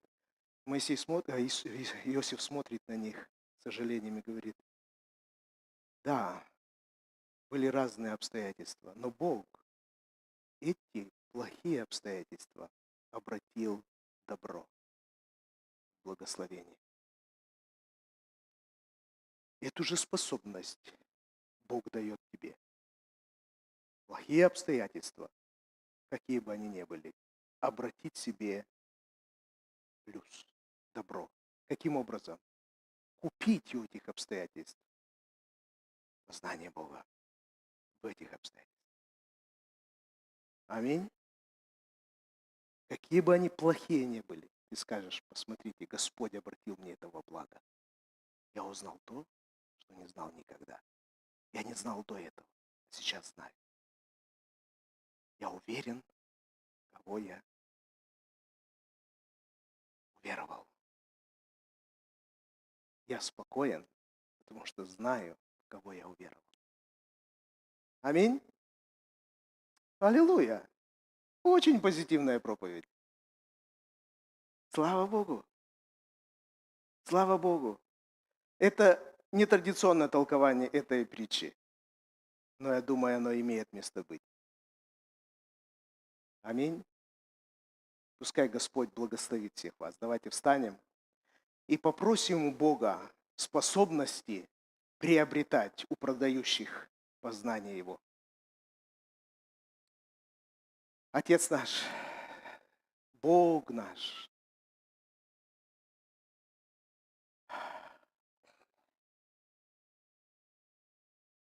Ты обращаешь всякие дурные, плохие обстоятельства во благо.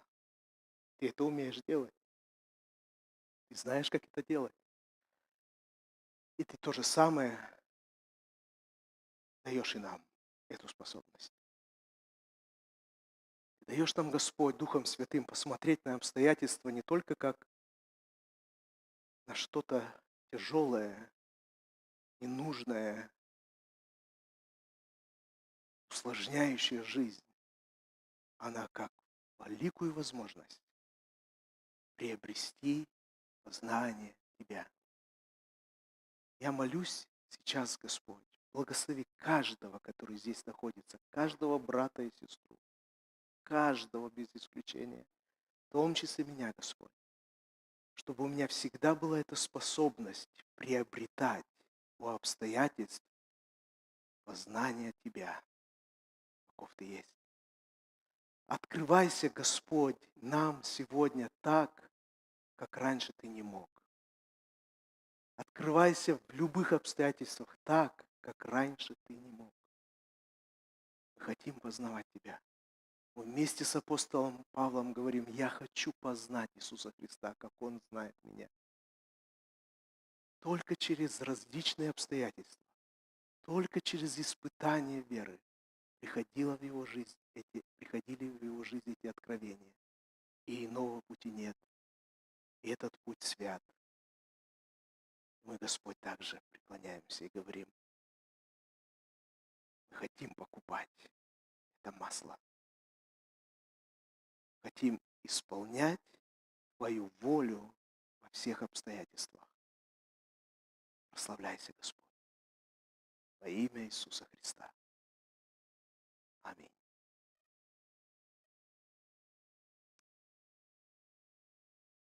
Если мы в этом ракурсе думаем, то, возможно, мы чуть-чуть поймем, что это такое «всегда радуйтесь». Это очень тяжелая заповедь.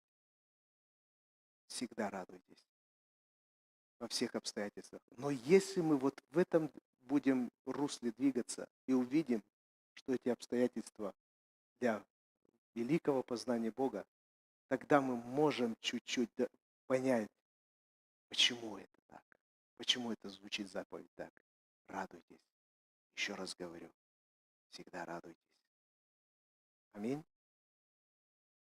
Господь да благословит всех вас. Божье благословение да пребудет со всеми вами во всякое время. Благословите друг друга. Да? Да, пожалуйста.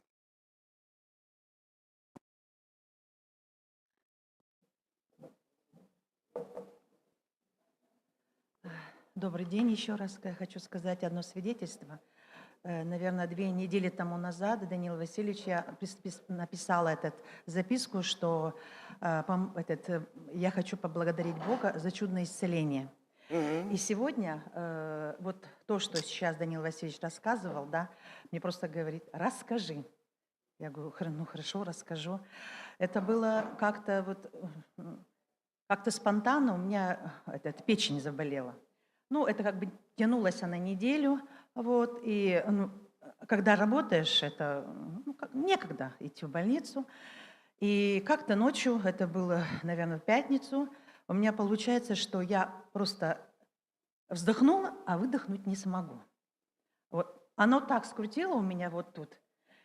И я еще думаю, я говорю, если, говорю, вздоха не сделаю, я, говорю, просто, говорю, тут умру. Я говорю: Господь, ну ты же, говорю, не просто так, говорю, пришел на эту землю. Ты просто взял все то, что не нужно мне, говорю, пошел на крест, взялся за болезни, говорю. И я знаю, что ты это сделал. И я не хочу принимать вот это заболевание. Я не хочу принимать, потому что ты умер и воскрес в мое оправдание. И сделал меня здоровой. Я принимаю твою вот это исцеляющую силу, я принимаю. И вот такая лежу, и просто вот больше я ничего не могла говорить. Почему? Потому что такая была боль. Вот. И потом я руку просто держала, и я чувствую, что вот просто вот она уменьшается, боль, но прямо вот такой горячий поток пришел сюда. И вот через какое-то время я засыпаю. Ну, когда я просыпаюсь, вот я как лежала, так и лежу. Я такая думаю, просыпаюсь, повернуться, не повернуться. Ну, раз я дышу, значит, я уже спала, значит, нормально. Вот я такая поворачиваюсь, все нормально, слава Богу. Я такая: Господь, я исцелена, я принимаю Твое исцеление. Просто принимает исцеление. Ну и вот, например, я точно так же поняла, что действительно вот в это время, когда вот эта ночь, полночь, вот это такое произошло, и вот первая мысль именно обратиться к Богу. Вот не было, например, вот кому-то позвонить или еще, да, и у меня силы такой не было, чтобы кому-то позвонить. А вот именно то, что именно первая мысль была обратиться к Богу и сказать, что я принимаю Твое исцеление, это для меня было большое спасение. Аминь. Аллилуйя. И в воскресенье написала записку, я говорю, благодари Бога за чудное исцеление. Я не стала писать там, вот афишировать вот такое. А сегодня вот Бог сказал, расскажи. Вот как раз вот эта тема, которая сейчас Даниил Васильевич сказал, вот эта тема именно действительно дает мне понятие, что вот в каких обстоятельствах не было, что первое, то, что происходит, это просто Бог. И без Бога мы никуда и ничего не можем. Аминь. Спасибо. Воздадим славу Богу нашему. Он целитель для Надежды Ивановны. Благословите друг друга. Напомните друг другу. Масло надо покупать. Енмет Буршес. Ты обстоятельства. Выключите мой микрофон. А я сам могу выключить.